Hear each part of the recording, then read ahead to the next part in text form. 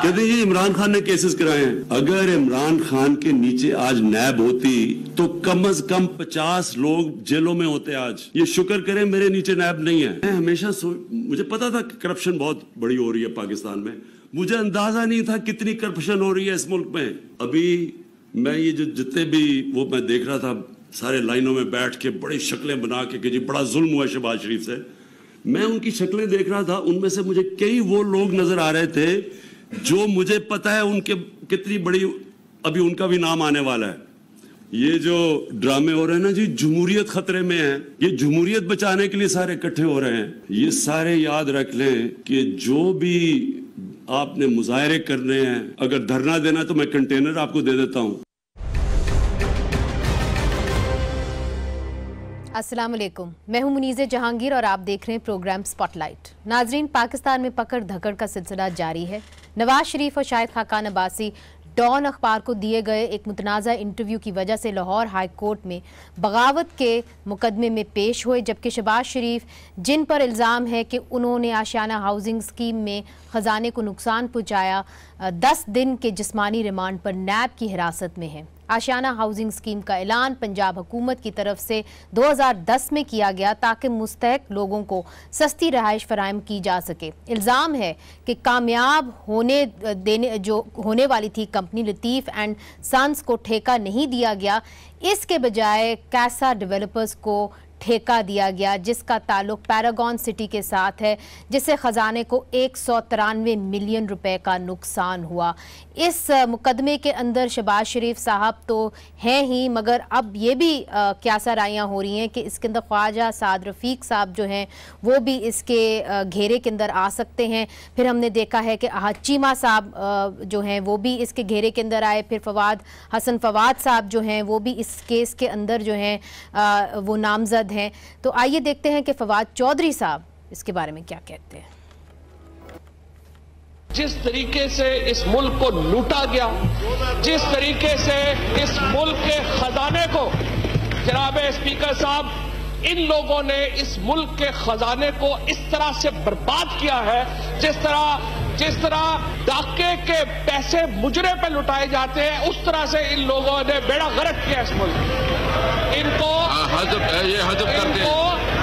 शर्म नहीं आती, जिस तरीके से ये बात करते हैं, जिस तरीके से ये इनको, तो मैं ये कहता हूँ इनको शर्म नहीं आती, जिस तरीके से इन्होंने पाकिस्तान के लोगों का, जिस तरीके से पाकिस्तान के लोगों का खजाने को लूटा गया। अगर प्राइम मिनिस्टर साहब मेरी बात माने, अगर प्राइम मिनिस्टर साहब सर मेरी बात माने, तो इनको उल्टा लटकाना चाहिए लोगों को, ताकि पाकिस्तान के खजाने से पैसा वापस आए। नाज़रीन, अब शहबाज शरीफ के बेटे सलमान शहबाज को भी 10 अक्टूबर को नैब ने तलब कर लिया है। और दूसरी तरफ खामोश नून लीग अब जो है वो ये तैयार और बाकी अपोजिशन जमातों को इकट्ठा करने की कोशिश कर रही है और मिलकर हुकूमत करके जो मुखालिफ एक एहतजाजी का फैसला किया है, एक रेजिस्टेंस का फैसला किया है, वो अब सामने आ गया है। आज सुबह राना सनाउल्लाह साहब ने एक प्रेस कॉन्फ्रेंस की।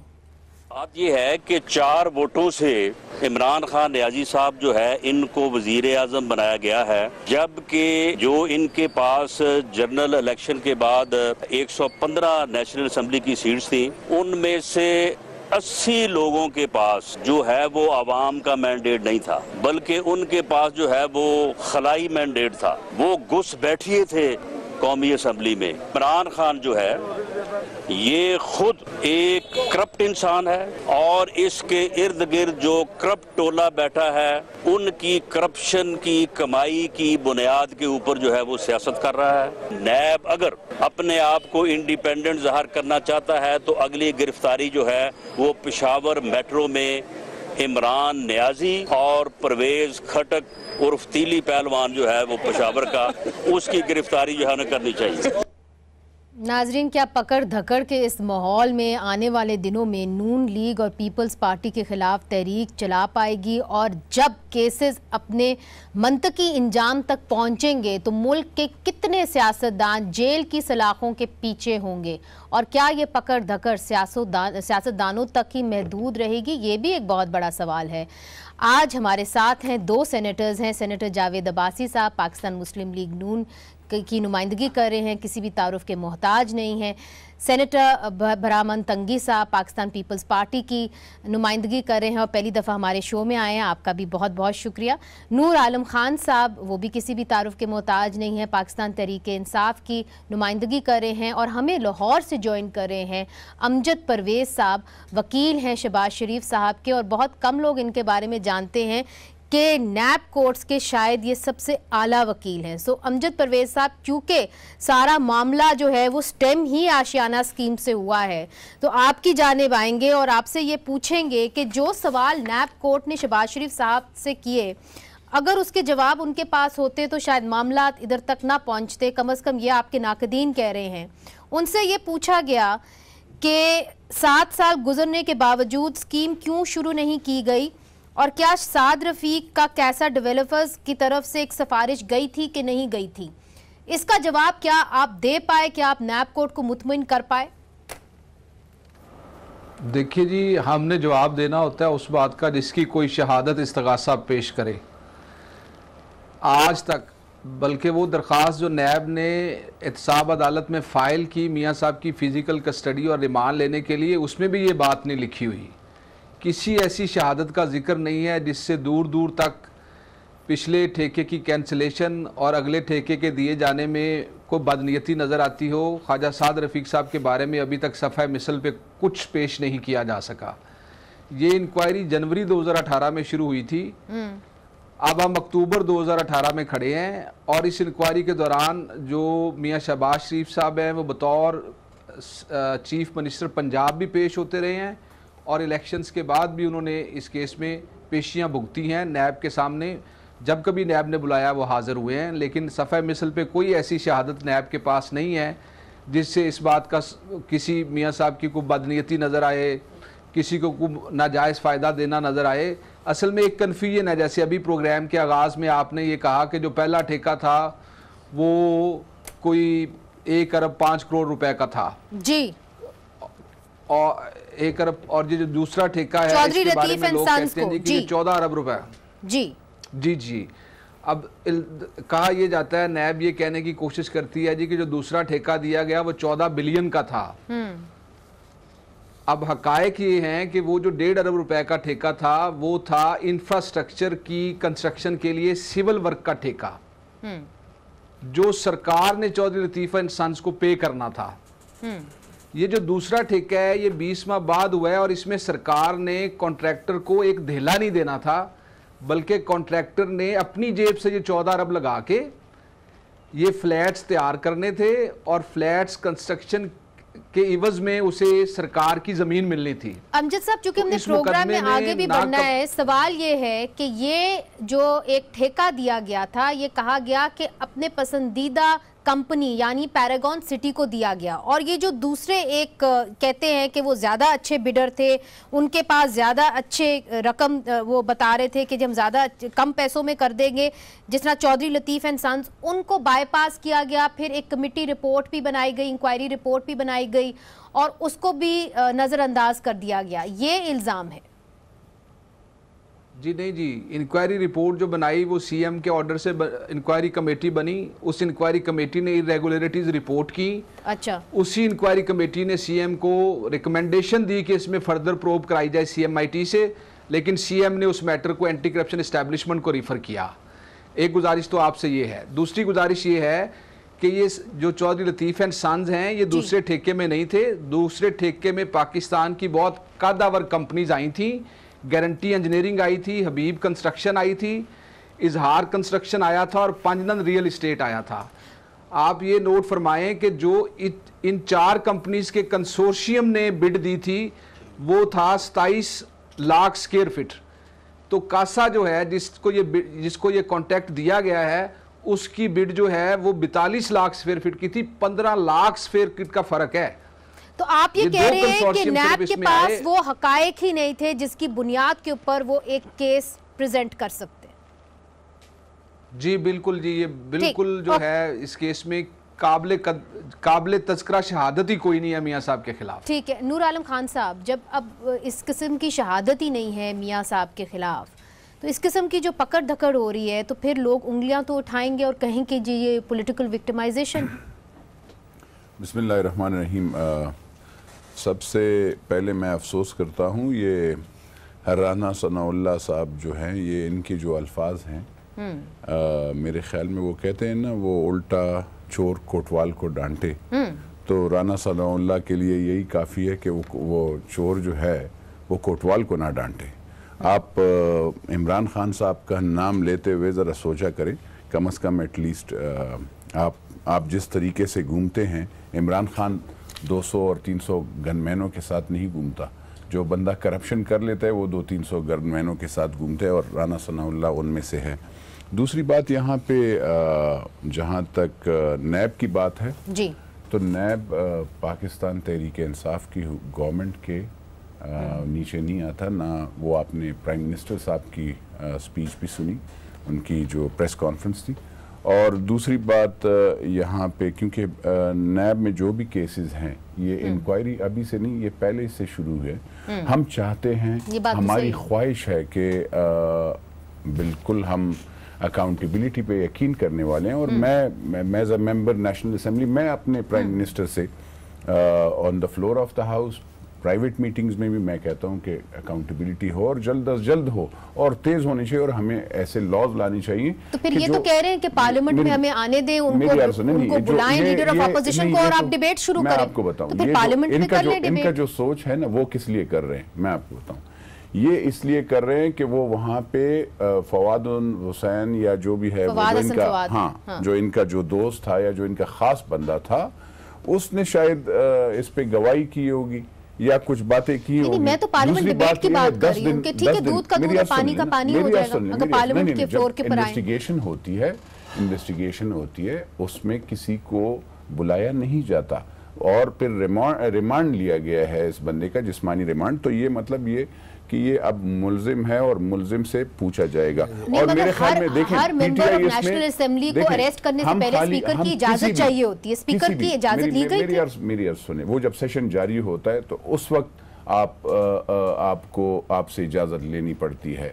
जब प्रेमिसेस के पार्लियामेंट के प्रेमिसेस से आपको पकड़ा जाता है, और या दूसरी बात यह है कि जब पार्लियामेंट का सेशन जो है वो जारी हो तो उस वक्त होता है, उसके बगैर ऐसे बात नहीं होती। तीसरी बात यह है बीबी, मैं आपको अर्ज करूं कि जो बंदा भी करप्शन करे, चाहे कोई भी हो, मेरा भाई यहाँ पे बोलते हैं ना, अक्सर ये बोलते हैं कि हम तो कहते हैं बिस्मिल्लाह, इमरान खान तो कहता है कि पकड़े, किसने रोका है, कौन से वजीर को रोका है कि उसकी इन्वेस्टिगेशन ना हो? क्या इमरान खान उसके पीछे खड़ा होगा? नहीं। देखें, मुझे नूर आलम साहब तलक भी है और मुझे इसकी बड़ी कदर भी है। एक बात उन्होंने अपनी इब्तदाई में कही है कि जब राना सनाउल्लाह साहब बात करते हैं, जो बातें अभी आपने अपने इंट्रो में फवाद हुसैन साहब की सुनाई, चौधरी फवाद की, ऐसी ज़बान कभी भी पार्लियामान के अंदर नहीं इस्तेमाल की, और ये पहले भी मेंबर है। ऐसी ज़बान तो किसी प्राइवेट महफिल में भी कोई गैरतमंद आदमी नहीं सुना सकता। कोई बच्चों के साथ बैठ सकता है कि जब बैठ के सुन सकता है जो असेंबली में ये बातें करते हैं। कल इस मुल्क के प्राइम मिनिस्टर इमरान खान साहब, अभी आपने प्रेस कॉन्फ्रेंस दिखाई है, जिस तरह इमरान खान साहब अपने अपोनेंट के बारे में बातें करें, इस तरह कोई जाती दुश्मन के बारे में भी बातें नहीं करता। हम सियासी मुखालिफ जरूर हो सकते हैं, लेकिन हम दुश्मन तो एक दूसरे के नहीं है। कोई अकाउंटेबिलिटी से नहीं डर रहा। कोई मसला क्या है, आपको अमजद परवेज साहब ने भी ये भी बताया कि शहबाज शरीफ साहब एलिगेशन किया, सबसे बड़ा एलिगेशन पर यही लगा कि मिस यूज ऑफ पावर की गई है। कोई करप्शन का केस उनके खिलाफ नहीं है।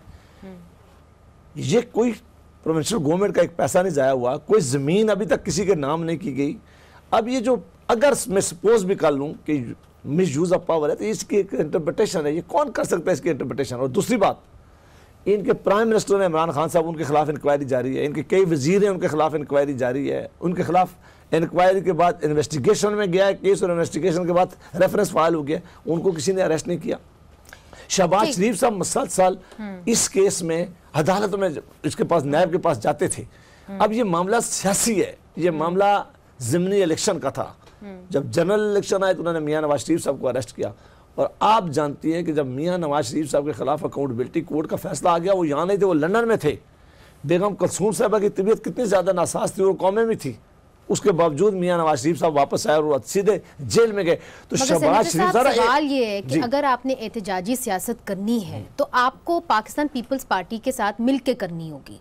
अब ये तो वोट नहीं देते, ना आपके वजीर आजम को देते, ना आपके सदर को देते, तो कैसे मिलके आप एहतजाजी सियासत करेंगे? देखिए, हमारा और हम पीपल्स पार्टी की बहुत बड़ी जमात है, उनका एक अपना तरीकाकार है काम करने का। लेकिन हमारा पहले दिन से तय था कि कुछ इश्यूज पे हम इश्यूज पे एक दूसरे की सपोर्ट करेंगे। जरूर नहीं कि हम हर चीज पे सपोर्ट करें, लेकिन मैं आपको बताऊं, अकाउंटेबिलिटी के मामले पे किसी को कोई खतरा नहीं है, हम सारे चाहते हैं, लेकिन हम कहते हैं कि क्रॉस द बोर्ड हो। अगर ये नैब एक खानदान के खिलाफ, एक पार्टी के खिलाफ एक्शन ले रहा है, और आज जो हुकूमत में सबसे ज्यादा नैब ज़्यादा लोग बैठे हुए हैं जिनके खिलाफ रेफरेंस फाइल हुए हैं, जिनकी इंक्वायरी करिए, काश ये नैब उनको भी आज उठा लेता, उनको भी अंदर करता इस इलेक्शन से पहले, फिर हमें पता चलता कि नैब जो है वो क्रॉस द बोर्ड अकाउंटेबिलिटी कर रहा है। ये सिर्फ आने वाले इलेक्शन को इन्फ्लुएंस करने के लिए और मैंडेट चोरी करने के लिए सारा काम किया गया है। सेनेटर साहब, सवाल ये है कि आप लोग बातें तो कर सकते हैं, टॉक शोज भी हम कर सकते हैं, मगर असल पावर तो ऑपोजिशन की होती है पार्लियामेंट के अंदर। उसके अंदर हम देखते हैं कि पाकिस्तान पीपल्स पार्टी सदर के इलेक्शन के लिए इनके साथ कोई किसी किस्म का अलायंस नहीं करती, फिर जब प्राइम मिनिस्टर का इलेक्शन आता है आप अलायंस नहीं करते, तो एक जो मजबूत ऑपोजिशन उभरनी थी वो तो नहीं नज़र आ रही। बिस्मिल्लाहिर्रहमानिर्रहीम। देखिए, 2018 की जो जाली मैंडेट के बाद जो फैसला हुआ, तो पाकिस्तान पीपल्स पार्टी के चेयरमैन बिलावल भुट्टो जरदारी साहब ने उसी वक्त जब सीसी की मीटिंग के बाद फारिग हुआ तो ये फैसला हुआ कि हम पार्लियामान जाएंगे, और बाकी जमातों ने ये कहा था कि हम वोट नहीं लेंगे। और पाकिस्तान मुस्लिम लीग नवाज़ ने जो दूसरे अपोजिशन लीडर्स थे उनके साथ कहा कि हमें 2 दिन दे दे, और उसके बाद ये डिसाइड हुआ कि तमाम पॉलिटिकल जमातें और लीडरशिप ने मिल बैठ के ये फैसला किया कि इस जाली मैंडेट के ख़िलाफ़ पार्लियामान से आवाज़ उठाएंगे और ओथ लेंगे। लेकिन यहाँ पर ये बात कि for the sake of democratic system, इस मुल्क में मजबूत जमहूरियत के लिए बहुत पॉलिटिकल जमातों ने कुर्बानियाँ दी है, जो आज सेलेक्टेड प्राइम मिनिस्टर को पता नहीं है। तो ये कहा कि अगर जमहूरियत के लिए, पाकिस्तान के गरीब अवाम के लिए, इस पार्लियामान को मजबूत करने के लिए जो फैसले आएंगे, जो बिल आएंगे, वी सपोर्ट हिम। लेकिन आज जो शहबाज शरीफ की गिरफ्तारी है, हम अकाउंटेबिलिटी चाहते हैं, उस पर यकीन रखते हैं अक्रॉस द बोर्ड। लेकिन क्या जब शहबाज शरीफ को गिरफ्तार किया तो 4 जो मैसेज है जो आवाम को दिए गए, नंबर 1, नेब के चेयरमैन ने पीएम से मुलाकात क्यों की, नंबर 2, इनके फेडरल मिनिस्टर ने क्यों ये कहा कि और गिरफ्तारी आ रही है, नंबर 3, ज़िमनी इलेक्शन से कुछ दिन पहले ये गिरफ्तारी क्यों वजूद में आई।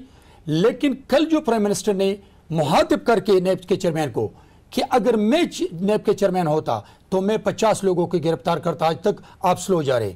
तो ये 2 बातें, क्या ये उनको प्रेशराइज करने की बात है या उन पे आदमी एतमाद करते हैं? अगर ये कहते हैं कि नैब आज़ाद है, मेरे कंट्रोल में नहीं है, इदारे आज़ाद है, तो हम समझते हैं कि इदारों को अपना काम करने दें। और जो नए पाकिस्तान की बुनियाद और मदीना स्टेट की बुनियाद आप रख रहे हैं, तो उसमें तो आपने गरीब आवाम का बेड़ा गर्क किया। आपने तब्दीली का नाम बुज़दार का नाम देकर तब्दीली के नाम में तब्दील किया। हम समझते हैं कि एहतसाब हो, पाकिस्तान पीपल्स पार्टी और दूसरी पॉलिटिकल जमातें हमेशा एहतसाब को वेलकम करते हैं। हम एहतसाब अदालतों का तक आप इनके साथ चलने को तैयार हैं, क्योंकि इन्होंने कहा है हम एहतजाज करेंगे। देखिए, पाकिस्तान पीपल्स हम ये जरूरी नहीं कि हम पार्लियामेंट के अंदर एहतजाज करें, पार्लियामेंट के बाहर भी करेंगे। देखिए, मैं आपको बता रहा हूँ, पाकिस्तान पीपल्स पार्टी, जमीयत उलमा इस्लाम, मुस्लिम लीग नवाज ग्रुप, अपना एक स्लोगन है, अपनी मैनिफेस्टो है, अपना प्रोग्राम है, लेकिन जहां पर भी जुल्म होगा, जहां पर भी पाकिस्तान, हम उसको देखिए। ये पाकिस्तान में एक मजबूत जमहूर, अब आप देख लें, 2 महीने हो गए इस हुकूमत में, अफरा तफरी, अभी टांगे वाला रेड़ी वाला कहेगा ये हुकूमत कब खत्म होगी। पाकिस्तान की तारीख में हमने पहली मरतबा 2 महीने की हुकूमत के बारे में पब्लिक के बारे में पब्लिक की तरफ से सुना कि ये like you to respond to that. I'd like you to respond. Basically मुझे बैरमन तंगी साहब की बातों पे, इसलिए कि एक तो ये जाली मैंडेट की बात करते हैं, इनको पता होना चाहिए कि इनके असल में अफसोस ये है कि इनके जो जितने भी कैंडिडेट्स हैं वो चौथे पांचवें नंबर से पहले नहीं आए वो, और मतलब उनका जो चाहे अरबों करोड़ों रुपए लगाकर कि जी जब प्राइम मिनिस्टर साहब कहेंगे कि अगर मैं नैब का चेयरमैन होता तो 50 लोग अंदर होते, तो फिर तो ये दबाव का एक माहौल तो अगर मैं बनता होता है तो बहुत से पिछले हुकूमतों के बहुत से वफाकी वज़रा और उनकी फैमिलीज बिल्कुल जेल में होती, अगर मैं भी होता, क्योंकि मैंने खुद देखा है उनको करप्शन में।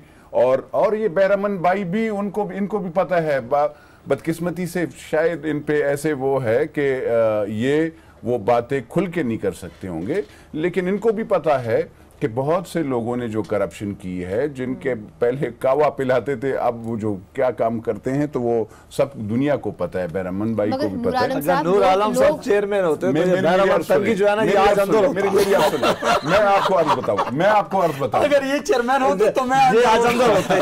नहीं, एक बात मैं बताऊं, बेसिकली देखें, अकाउंटेबिलिटी पे किसी को भी यार मैंने जो कुछ कहा उनका जवाब दे। मेरी अर्ज से मैं आपको जी बताइए ना मेरे भाई, थोड़ा सा आप जरा सब्र कर लें। खैर है, बात यह है, इमरान खान साहब ने कोई गलत बात नहीं की।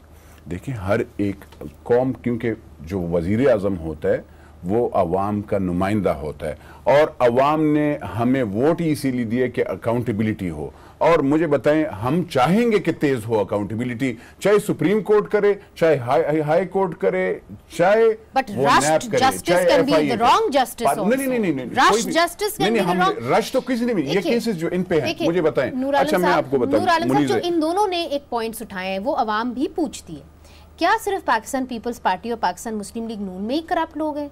क्या सिर्फ पाक और साफ जो है वो पीटीआई चाहिए? लोग ये पूछते हैं। वॉशिंग मशीन में साफ देखिए ना, या तो हो कि आप लोगों के खिलाफ रेफरेंसेस नहीं है, मेरे भाई को देखिए ना, बहुत सारे लोगों के खिलाफ लगाई थी और मेरे ख्याल में बिजली यही दे रहे थे। मगर देखिए, रेफरेंसेस आपकी भी पार्टी के खिलाफ है, पार्टी मेंबर्स के खिलाफ है। हमारे जो भी हमारे बंदे इन्वॉल्व होंगे, इंशाल्लाह याद रखिएगा, ना इमरान खान ना पाकिस्तान तहरीक इंसाफ का कोई वर्कर उन जैसे लोगों को सपोर्ट नहीं करेगा। लेकिन पहले फाइल पे तो आए तो ना, ऐसे ही बातें करने से तो ऐसे नहीं होता। तो आ गए, ये बात तो नहीं है। देखिए, नैब में केसेस हैं ना, नैब में केसेस हैं। क्या रजिस्टर हुई है कोई ऐसे जैसे ऑफ कोर्स हुई है, जिस खान साहब के खिलाफ हुई है।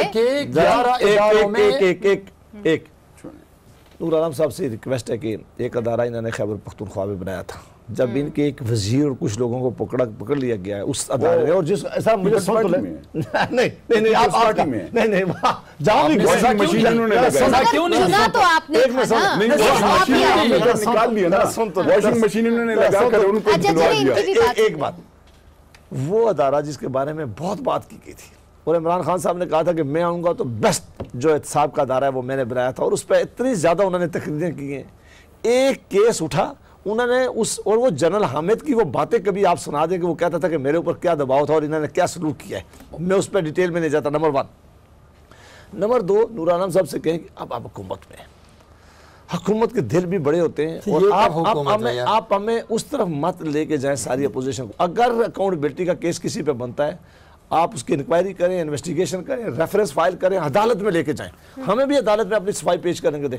अगर अदालत किसी को ये ठहराती है कि इसने ये करप्शन की है, इसने ये मिसयूज ऑफ पावर किया, हमें लटकाएं, लेकिन इसलिए चला रहे मुझे वक्फा लेना है, चेयरमैन को लगाया, कौन सी हुकूमत में मुझे वक्फा लेना है। अकाउंटेबिलिटी का प्रोसेस पर तब लोग यकीन करेंगे कि अगर ये क्रॉस द बोर्ड हो, कोई भी अबाउट द लॉ नहीं है, लेकिन आप एक जमात के लीडरों को अगर टारगेट करेंगे, फिर ये सारा पाकिस्तान की नाजरीन तारीख ये बताती है कि 1947 से लेके अब तक कभी भी यहाँ पे अक्रॉस द बोर्ड अकाउंटेबिलिटी नहीं हुई है। मगर ब्रेक के बाद हम वकला बरादरी से, जो अमजद परवेज साहब आज उनको रिप्रेजेंट कर रहे हैं, उनसे भी पूछेंगे सियासतदान इस मामले को कैसे देख रहे हैं। आपने देख लिया, मगर वकला बरादरी इस मामले को कैसे देख रही है, चूंकि याद रहे कि वकला बरादरी भी तहरीक में शाना बशाना चली है, बल्कि आगे चली है सियासतदानों के लिए in the fight for justice, और उनसे ये भी पूछेंगे कि वो इन मामलात को कैसे देख रहे हैं। एक वक्फे के बाद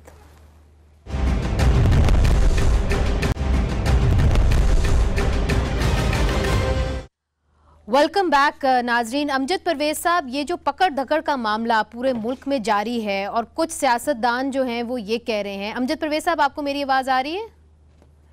अच्छा, अमजद परवेज साहब से हम जल्द राब्ता करेंगे, मगर आप एक लाइन कहना। मैं ये कहता हूँ कि आज जो कैबिनेट है, जो आज हुकूमत बनी बैठी है, काश ये वो हुकूमत होती, नूर आलम साहब जैसे लोग, आज वो जो जिन लोगों ने इमरान खान साहब के चले थे, आज कैबिनेट सारी परवेज मुशर्रफ की बैठी हुई है इनके साथ।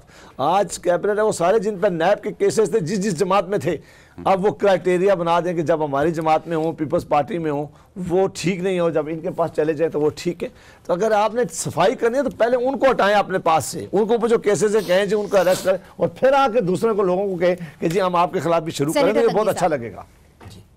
आप कुछ कहना चाह रहे हैं? मैं ये कहना चाहता हूँ कि जैसे मेरे भाई ये जियाला है पाकिस्तान पीपल्स पार्टी में, इसकी तरबियत हो चुकी है, लेकिन अनफॉर्चुनेटली कुछ वजह से मतलब कि आज पीटीआई में है, और ये पीटीआई में भी ये इकरार कर रहे हैं कि नया पाकिस्तान नहीं बनेगा, वही पुराने मिनिस्टरों से काम चला रहे हैं, और पर टाइम बीइंग लोगों को पता चल जाएगी। ये ऑन द रिकॉर्ड है, लेकिन ये मेरे भाई है। मैं एक बात आपको बता दूँ, आज 2 महीने के बाद इसकी फॉरेन पॉलिसी को देख लें, इसकी गवर्नेंस को देख लें, पीएम साहब की बिहेवियर को देख लें, इदारों को धमकियों को देख ले, गरीब आवाम के साथ जो जुल्म करे उनको देख ले, गरीब आवाम के साथ जो कमिटमेंट किया उनको देख ले, कैंडिडेट पर जो कुछ कहा था उनको देख ले। ये मैं आपको बता रहा हूँ, देखिए मैंने कब तो जुम्मा नहीं मैंने 1 करोड़ नौकरी नहीं मांगी है, नहीं मैंने 1 करोड़ नौकरी नहीं मांगी है, मैंने 50 लाख घर नहीं मांगे हैं। मैं ये मांगता हूँ जो आपने कहा था कि मैं अगर प्राइम मिनिस्टर बन गया तो मैं 60 रुपए लीटर पेट्रोल बना ले आऊंगा। ये मांगता हूँ, मुझे 1 मिनट दे दे, गरीब आवाम की जिंदगी में खुशहाली ले आऊंगा, मैं 80 रुपए पे डॉलर ले आऊंगा, मैं 2 अरब रुपए में से प्राइम मिनिस्टर बनूंगा तो 2 अरब डॉलर आएंगे, कर्जा खत्म। मैं ये मांगता हूं, मैंने कब कहा कि नौकरी दे। ये बात आपकी दुरुस्त है कि अवाम जो है वो सारी ये चीजें मांगती है, मगर अमजद परवेज साहब चूंकि आप वकला बरादरी को भी रिप्रेजेंट करते हैं, यहाँ पे ज्यादातर जो सियासतदान है, खासतौर पर अपोजिशन जमातों के, वो तो ये कह रहे हैं कि जी हमारे साथ पोलिटिकल विक्टिमाइजेशन हो रही है। वकला बरादरी इस मामले को कैसे देखती है? क्या आपके अंदर भी एक तफरीक पाई जाती है इस इशू को लेके? देखिए, गुजारिश ये जी, एक अनफॉर्चुनेट फीचर है पाकिस्तान की सियासत का कि यहाँ पे थाना और लॉ जो है उसको इस्तेमाल किया जाता रहा है सियासी अज़ाइम के लिए। कानून के तालिब इल्म चूँकि सियासियात के तालिब इल्म भी होते हैं, तो इससे तो हमारी तारीख भरी पड़ी है, और फिर जब आप केसेस किसी मखसूस हालात वाक़यात में बनाते हैं तो उस पर भी बार के तहफ़्फ़ुज़ात जो पेशावर वकील हैं उनके, वो अपने तहफ़्फ़ुज़ात का इजहार करते हैं। जैसे अभी जो बहुत सारे गैर जानबदार सीनियर मुबस्सरीन हैं, बशमूल आप जैसे जो लोग हैं, वो सब कहते हैं कि ये जिस वक्त पे मियाँ साहब की गिरफ़्तारी अमल में आई है, ये एक मौका तो मिलता है जी। ये गैर जानबदार आदमी के ज़हन में सवाल तो उठता है कि जब मियाँ साहब बतौर सीएम के भी इस केस में पेश हो रहे थे, जनरल इलेक्शन के बाद भी पेश हो रहे थे, वो अहद चीमा और हसन फवाद के साथ कन्फ्रंट भी उनकी बिलमुशाफा गुफ्तगू भी हो चुकी थी, तो क्या वो अवामिल थे जिन्होंने नैब को मजबूर किया कि वो उनकी फौरी गिरफ्तारी अमल में लाएँ? मैंने चूँकि नैब के सबसे ज़्यादा केसेस किए होंगे शायद इस मुल्क में, तो मैं आपसे इत्तफाक करता हूँ कि ये बड़ी तकलीफ़ दह बात है, और मेरे भी इस पे तहफ़्फ़ुज़ात हैं कि हमेशा जो लॉ का इतलाक़ है, हम आज भी उस कॉलोनियल दौर में रह रहे हैं जब अंग्रेज़ यहाँ पे थाने को यूज़ करता था, कचहरी को यूज़ करता था अपने सियासी मकासद के लिए। ये एक बदकिस्मती से एक फ़ीचर है कि यहाँ अच्छा, ये एक अच्छा आपने नुक्ता उठाया है के खिलाफ नूर होता आलम खान रहता है। साहब, देखिए जो ये बात कर रहे हैं ना, बहुत सारे जो गैर जानिबदार लोग हैं वो भी ये कहते हैं कि हम कहते हैं चले जी सारे सियासतदान करप्ट हैं, मान लेते हैं सारे सियासतदान करप्ट हैं, मगर जब वो मैं ना मानूं की जिद करते हैं तो तभी क्यों पकड़े जाते हैं? अब ये केसेस 80 से चले आ रहे हैं, ये आशियाना स्कीम नई तो नहीं है, ये तो 2010 से इसकी एक तरीके से इन्वेस्टिगेशन भी हो रही है, तो 2018 में क्यों यकदम नैब को याद आता है? पहले देखिए, पहले कॉम्प्रोमाइज़ होती थी, पहले ये सियासी मेरे भाई बैरमन ने भी एक बार, खैर इनकी बात पे फिर बाद में आ जाता हूं, मगर नैब तो इनके दौर के अंदर, नवाज शरीफ साहब के दौर के अंदर एक्टिव हुई है ना, 2018 जनवरी में हुई है। वो दौर अलग होता था। देखिए, ये नैब का चेयरमैन, मैंने पहले भी प्रोग्राम में कहा कि ये मुस्लिम लीग नून और पाकिस्तान पीपल्स पार्टी ने बनाया, दुरुस्त है। पाकिस्तान तहरीक इंसाफ की गवर्नमेंट ने ये नैब का चेयरमैन या वो नहीं बनाया। दूसरी बात ये, चाहे जितने भी इसमें ओहदेदार हैं, आज वो क्या नाम है, फवाद हुसैन, फवाद का कज़न है कि क्या, उसको भी निकाल दिया गया। मतलब ये इन्होंने इंडक्ट भी वही लोग किए कि जो इनके फैमिली मेंबर्स और इनके इंटरेस्ट को लुक आफ्टर कर रहे थे। अब मुझे बताएं, ये तो मुकमुका वाली सियासत थी। बैरमन भाई बिल्कुल सही कहते हैं, मैंने छोड़ा भी आपके करप्ट वजीरों की वजह से, पीपल्स पार्टी। जब आप करप्ट लोगों को आगे लाएंगे, और जो पार्टी भी, किसी भी पार्टी में, मैं ये याद रखिएगा, ये यहाँ से मैं कहता हूँ, जो पार्टी भी करप्ट लोगों को, करप्ट वज़रा को आगे लाएगी और उन फैमिलीज को सपोर्ट करेंगी, अगर फैमिलीज की पॉलिटिक्स को सपोर्ट करेगी, उनका हाल वही होगा जो पाकिस्तान, अगर पाकिस्तान नहीं, ये कौन करेगा? नैब करेगी या आप करेंगे? नहीं, कोई भी ऐसे गलत काम करेगा। जो दूसरी बात यह है, जहां तक अकाउंटेबिलिटी की बात है, मैंने आपको बताया ना, मेरा खुद, मैं as a member of parliament या एज अ पाकिस्तानी, मैं कहता हूं कि प्ली बार्गेन भी नहीं होना चाहिए जो नैब के उसमें। They don't have the right कि वो 20% पे किसी चोर को छोड़ दे। इनको किसने हक दिया है कि 20% पे ये किसी के साथ कॉम्प्रोमाइज? मुशर्रफ साहब की हुकूमत ने दिया था, जिसके आधे गुजरा आपके साथ बैठे हैं।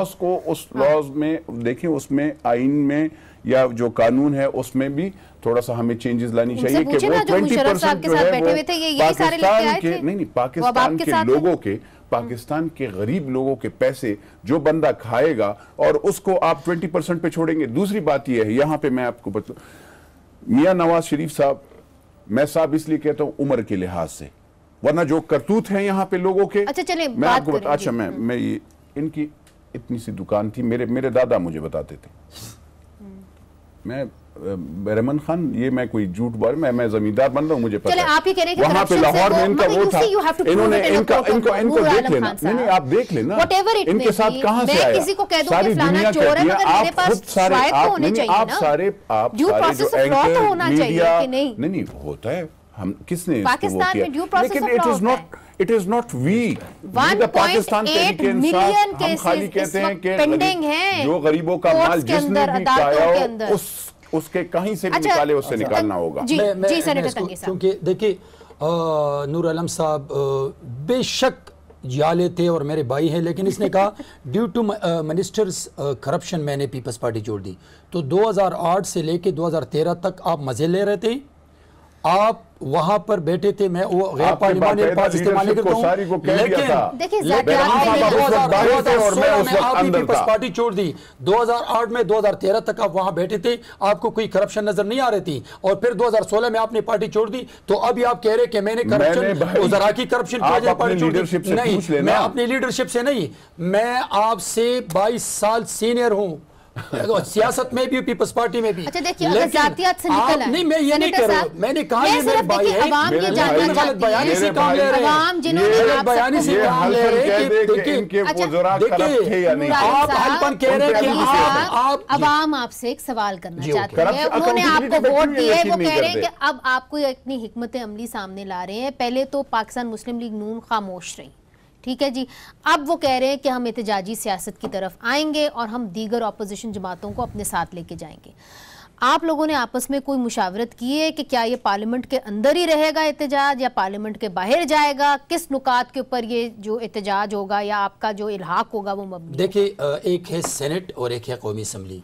कौमी असम्बली में भी अपोजिशन लीडर पाकिस्तान मुस्लिम लीग नवाज ग्रुप का है, तो ये जिम्मेदारी है उसकी और उस जुमात की कि वो अपोजिशन तो जेलों के अंदर है। सुने, नहीं उनकी लीडरशिप है, उनको अपोजिशन बाकी जुमातों को कैसे ले जाते हैं। जहां तक वहां सेनेट में अपोजिशन लीडर भी मुस्लिम लीग नवाज ग्रुप से है। आज भी तमाम पॉलिटिकल जुमातों ने इस तरीक़ेकार पे सेलेक्टेड प्राइम मिनिस्टर के बिहेवियर पे, उनके मिनिस्टर के बिहेवियर पे बात की है, और हम ये समझते हैं और हम उनसे रिक्वेस्ट की कि देखिए माहौल ख़राब न करें। इस मुल्क में जो जमहूरियत बहुत मुश्किल से 3rd टाइम ट्रांजैक्शन हो चुकी है, आप जमहूरियत के नाम सिर्फ इस्तेमाल करते हैं, लेकिन जमहूरियत के लिए कुर्बानी देने वाला हमारी जमातें हैं। मैं अभी आपको ये बता रहा हूं कि ये सेनेट के अंदर आपकी बात सेनेट में के फ्लोर पे तमाम पॉलिटिकल जमातों ने, अगर वो पीछे नहीं हटते और इसी तरह मामला आगे बढ़ते किस चीज से नीचे पीछे नहीं हटेंगे? हमने कब कहे कि गिरफ्तारी न करे? हमने कब कहे कि चोर को न पकड़े? आपका लाएमल क्या हो? हमारा लाएमल ये है कि अगर इनका ये बिहेवियर है मौजूदा हुकूमत का और मौजूदा सिलेक्टेड प्राइम मिनिस्टर का, पाकिस्तान पीपल्स पार्टी हर उस जगह स्टैंड लेंगी जहां पर जमहूरियत को और किसी के साथ ज्यादती हो, पाकिस्तान पीपल्स पार्टी उनका साथ देंगे। अच्छा ठीक है, अब ये भी इतने क्लियर नहीं आए। मुझे ये बताइए कि आप लोगों का एक बयानिया था जिसके अंदर जो शहबाज शरीफ साहब थे वो कहते थे कि जरा रिकंसिलिएशन की सियासत की तरफ जाएं, नवाज शरीफ साहब कहते थे मुजामती सियासत। अब कौन सा रवैया आप इख्तियार करेंगे? एक मेरे ख्याल है जो आपने बात की है उससे मुझे इत्फाक नहीं है कि आपने कहा कि मुस्लिम लीग नून खामोश रही है। पिछले अगर 1.5-2 साल में देखें जिस तरह मुस्लिम लीग नून ने बातें की हैं, हमारी लीडरशिप बाहर निकली है, मियाँ नवाज शरीफ साहब ने मेरा ख्याल है जिस तरह पार्टी का मौक़िफ़ बयान किया है जलसों में, जब वो आए वापस मुल्क तो सुन तो तमल करे ज़रा, इतना किसी ने नहीं किया। अभी चूँकि वो जेल चले गए थे, उनके जेल के दौरान बेगम साहिबा की डेथ हो गई है, तो ये सारे ख़ानदानों में ऐसा होता है कि जब किसी ख़ानदान में ऐसा बड़ा हादसा हो जाए तो हम फौरी तौर पर, लोग सियासत में नहीं कहते, कुछ टाइम लेते हैं कि ताकि अब ये अच्छा नहीं लगता कि आपके घर में इतना बड़ा मातम हो और आप इस पर बात करें। मियाँ नवाज शरीफ और मियाँ शहबाज शरीफ साहब के बयानी में कभी कोई फर्क नहीं था, बयानिया वही था जो मियाँ नवाज शरीफ साहब का था। सारे उसको बात कहने का, मेरे और आपके बात कहने में फर्क हो सकता है, सोच में फर्क हो सकता है, लेकिन मियाँ शहबाज शरीफ साहब ने, ये लोगों की ख्वाहिश थी और ये लोग क्यों कहते थे कि बयानिया वगैरह, तो शहबाज शरीफ साहब भी नैब के शिकंजे में आ गए हैं ना, तो अब क्या होगा? ये सारे लोग बात इसलिए करते थे, लोगों की ख्वाहिश भी थी और लोग ये कंफ्यूजन पैदा करते थे कि इन भाइयों के दरमियान, जिस क़यादत के दरमियान कोई इख्तिलाफात पैदा किए जाए, जो अल्हम्दुलिल्लाह पनामा से शुरू हुआ तो बातें करने लगे कि पनामा आ गया तो अब इनके खिलाफ हो जाएंगे, फिर काया कामा आ गया तो इनके खिलाफ शुरू हो जाएंगे, फिर कहा अकाउंटेबिलिटी कोर्ट में चला जाएगा केस। कभी भी कोई इख्तिलाफ नहीं आया। हमने पहले भी कहा और हमने आज भी कहा है कि हम अकाउंटेबिलिटी से नहीं डरते। अकाउंटेबिलिटी हमारी मुशर्रफ के ज़माने में सबसे ज़्यादा हुई है। एक क्रॉस द बोर्ड अकाउंटेबिलिटी करे, मेहरबानी करके मुल्क की लीडरशिप को इस तरह बदनाम न करे, एक जमात को मेहरबानी करके टारगेट न करे। किस किस्म का होगा? मुझे आप हम हर फोरम पे एहतजाज करेंगे और हम आखिरी हद तक अब जाएंगे एहतजाज करने। नहीं, मगर किस हद तक हमारी जो अपोजिशन जमातें हैं वो जाएंगी एहतजाज की तरफ? क्या पाकिस्तान तहरीक इंसाफ की याद दिला देंगी वो कंटेनर एहतजाज की, या सिर्फ पार्लियामेंट के अंदर एहतजाज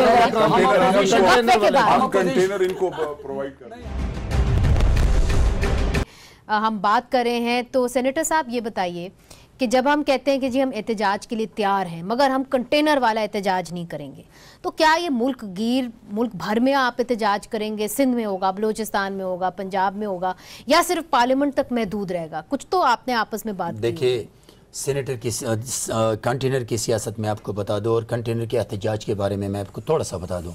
कंटेनर की सियासत एहतजाज ये था, बिलों को जलाना, सिविल नाफरमानी का ऐलान करना, हुंडी पर पैसे भेजना, पीटीवी पर हमला करना, लीडरशिप को गाली देना, चाइना के प्रेसिडेंट को मना करना, यहाँ इस्लामाबाद को ब्लॉक करना। हम भी ऐसा नहीं करने देते हैं। इस मुल्क के लिए हमारी लीडरशिप ने बहुत बड़ी कुर्बानियाँ दी है। हम एहतजाज करेंगे कंस्ट्रक्टिव, ताकि ये कंस्ट्रक्टिव ताकि पाकिस्तान के 22 करोड़ अवाम को ये पता हो कि आपकी वोट चोरी करके एक सिलेक्टेड प्राइम मिनिस्टर को बैठा के आज मुल्क के साथ ये कर रहे हैं। आप दोनों सेनेटर्स बैठे हुए हैं, अब माशाल्लाह बड़ी अच्छी पोजीशन पे हैं, कोई ना कोई लाएअमल तो आपने तैयार किया होगा कि आपकी दोनों जमातें मिलके किन पॉइंट्स के ऊपर आमादा पार्लियामान हमारे पास है कि हम वहां आवाज उठाएंगे, बाहर एहतजाज करेंगे, लेकिन ऐसा एहतजाज नहीं जो मैंने अभी आपको बताया। ठीक है, तो बाहर किस किस्म का एहतजाज? बाहर इस किस्म के मुख्तलिफ डिस्ट्रिक्टों में फॉर द टाइम भी मतलब कि 2 घंटे 3 घंटे डिस्ट्रिक्ट हेडक्वार्टर्स में हम एहतजाज करेंगे और आवाम को अवेयर करेंगे कि ये जो प्राइम मिनिस्टर हैं इनका वो नारा आज पाकिस्तानी आवाम के लिए नहीं है, न पाकिस्तान के लिए और न पाकिस्तान में मजबूत जमहूरियत के लिए। ठीक है, अमजद परवेज साहब मुझे ये बताइए कि माजी में हमने देखा है कि वकला बरादरी जो है वो भी खड़ी हो जाती है एहतजाज करने के लिए, मगर इस बार वकला बरादरी के अंदर शायद वो इत्तेहाद ना हो जो पहले देखा जाता था। अगर सारी अपोजिशन जमात निकलती है, एहतजाज करती है, तो वकला बरादरी क्या इनका साथ देगी? अगर तो जी अपोजिशन जमातें सारी इकट्ठी हो जाती हैं तो यकीनन बार जो है वो उनका साथ देगी, यही लगता है जी, यही लगता है। मगर इत्तेहाद वो है जो पहले कभी था, मुझे नजर नहीं आ रहा। जी नहीं जी, वो वाला इत्तेहाद तो अभी तक नज़र इस वजह से नहीं आता कि चूंकि पॉलिटिकल गवर्नमेंट है, डिवाइड है, लोग जो हैं वो गैर जानबदार रहने की बजाय अपनी अपनी पार्टी की बात करते हैं। लेकिन अगर अपोजिशन सारी इकट्ठी हो, अपोजिशन जमातें सारी इकट्ठी हो के एक असूली जो है वो सियासत का फैसला करें तो बार जो वकला पढ़ा लिखा तबका है वो हमेशा असूल के साथ चलता है। ठीक है नूर आलम साहब, ये जो पार्टी है ना जिसकी आज हुकूमत है, ये 1 महीने में इतनी एक्सपोज हुई है जितनी 4 सालों में भी कोई नहीं होता। ये अपोजिशन न भी इकट्ठी होती ना, ये ऐसे इनके अंदर नूर आलम साहब को छोड़कर गाइडेड मिसाइल है, कहेंगे कि ये हफ्ते 10 दिन में ये अपोजिशन को छोड़ेंगे। अगर ये तीन पार्टियां अगर ये कमजोर अपोजिशन, जरा मुझे मौका आप दे दें, मैं इसको कमजोर इसलिए कहता हूं, मैं आपको वजह बताता हूं। मेरे भाई जो यहाँ पे बैडली एक्सपोज कौन हुए हैं, पाकिस्तान तहरीक इंसाफ को तो इन्होंने खाली खलवाना दिया है ना। मैं आपको बताऊं, मेरी खैर थोड़ा सा मैं आपका सुन रहा था, ये एक्सपोज ये हुए, हम कहते थे कि ये जो मुस्लिम लीग और पीपल्स पार्टी, ये भाइयों वाली जो मुकमुका वाला गेम है, आज अवाम देख रही है। और दूसरी बात ये, मैं बैरमन तंगी को भी बताना चाहता हूँ, ये वो पार्टी है जो कहती थी कि सड़कों पे ये जो बंदे को पकड़ा, सुने ना, मैं आप मुझे सबर कर लेना, सबर कर लो। हम तो ये कह रहे हैं देर नहीं यार, हम तो ये कह रहे हैं कि नहीं होना चाहिए। नहीं मगर वो कुछ ठीक है, आप अपनी बात मुकम्मल करें। ये लाहौर में शहबाज शरीफ साहब क्या वो स्पीचेस वो कहते थे कि मैं ऐसे सड़कों पे धकेलूंगा, वो धकेलूंगा और खींचूंगा, और मेरा अगर मैंने ये पैसे नहीं निकाले तो मेरा नाम ये नहीं। ये वो बंदा है जिसके लिए आप चीखे मार रहे हैं। सुनिए, वो सबर कर लो ना यार, मेरे भाई के खिलाफ, हम सिस्टम के खिलाफ, हम पीएम की बदमाशी के खिलाफ बात करते हैं। अभी यार इतने, अगर आप बेनजीर भुट्टो शहीद की थोड़ा सा सबर कर लो ना, सबर कर लो। बात ये है, और अब्बासी साहब आप भी वही है ना जो ये आपको क्या कह रहे थे अभी रिसेंटली, आपको कह रहे थे ना कि हम आपको नहीं होने देंगे। आपने इमरान को क्या कहा, चलो ये बताइए। मैंने इमरान खान को, पार्टी में थे तो आपने कहा कि मुझे इमरान की सोच और ज़हन पर इतराज़ है कि इसमें लीडरशिप क्वालिटीज है। खान साहब, बात ये कि अब तो आप हुकूमत में हैं, आप ऑपोजिशन में नहीं हैं। मैं तो यही अर्ज कर रहा हूं। अब जो हुकूमत होती है वो चाहती है कि हुकूमत का पहिया चलता रहे। आपके सामने बहुत बड़े बड़े इश्यूज आ रहे हैं, पानी का बहरान है, इकोनॉमिक क्राइसिस है। अगर ये भी आपके खिलाफ खड़े हो गए, वुकला ने भी उनका साथ दे दिया, तो फिर क्या ये आइडियल सिचुएशन होगी कि आप कंसेंसस से लेकर लोगों को साथ चलें? आपने शहबाज शरीफ साहब के वकील से पूछा, आपने शहबाज शरीफ साहब के वकील से पूछा, क्योंकि वो उनके वकील हैं तो जरूरी बात है, वो उन्होंने तो उनको डिफेंड करना है। आपने 3 बंदे एक ही पार्टी से खड़े किए हैं यहाँ पे प्रोग्राम में, मतलब मैं आपको अगर बताऊं, उनसे पूछते हैं वकला से कि आप वकला कैसे, आप तो वो ऐसे जैसे वो माहौल बनाने वाली बात होती है वैसे ही। नहीं, मेरी बात सुनिए, वकला को तो फिर भी वो रिप्रेजेंट करते हैं ना, ये तो कोई बात ना हुई। आपने उस वकील से पूछी जो वो वहां पे उनका वकील है शहबाज शरीफ का, वकला बिल्कुल इनके साथ खड़े नहीं होंगे। उसकी वजह यह है कि वकील मेजॉरिटी है, वकील की सियासत को मैं बड़ी गहरी नजर से देखती रही हूं, रिपोर्ट करती रही हूं। अकाउंटेबिलिटी वकला they have won across the board. बिल्कुल पाकिस्तान के लिए खड़े होते हैं वकला, पाकिस्तान की आजादी के लिए, गरीब अवाम के लिए, और अकाउंटेबिलिटी पर यकीन करने वाले वकला हैं, तो वो कभी भी। Do you need this as the government of Pakistan? Do you need all of this protest? Do you need all of this? देखिए, let me ask you this question. आपने कहा कि आप पैसे जो है वो मुल्क से बाहर, जितने भी पैसे वो आप ले आएंगे वापस। फिर आपने कॉन्टेक्ट किया मुख्तलिफ ममालिक को। पैनामा ने कहा कि हम आपके साथ इंफॉर्मेशन एक्सचेंज नहीं करेंगे। ब्रिटिश वर्जिन आइलैंड्स ने कहा कि हम आपके साथ इंफॉर्मेशन नहीं एक्सचेंज करेंगे। स्विट्जरलैंड ने कहा हम आपके साथ इंफॉर्मेशन नहीं एक्सचेंज करेंगे। अब जितने भी एक्सपर्ट्स हैं, और ये किसी भी पॉलिटिकल पार्टी में नहीं है, वो ये कहते हैं कि जो वादा किया था कि लूटी हुई दौलत वापस लाएंगे, आप नहीं कर सकते, because organization for economic cooperation and development cooperate करने को तैयार नहीं। ये 50 दिन है, 50 दिनों में देख लें ये ऐसे तड़प रहे हैं। अभी थोड़ा सा पानी से हमने इनको निकाला है, इनका ये तड़पना है, अभी सब्र करें। एक मछली बाहर आई है, इंशाल्लाह बहुत सी मछलियां आएंगी इंशाल्लाह। जरूरी बात है, जरूरी बात है, आप देख लेंगी ये खुद ब खुद ही, ये बड़ी मछलियां हैं, ये आएंगे, पैसे आ जाएंगे। आप लोगों जी, इसने नूर आलम साहब ने कहा कि आपने इसको क्या कहा था और इसने आपको क्या कहा था। मैं नूर आलम साहब से इस फ्लोर से पूछना चाहता हूं कि आपने इमरान की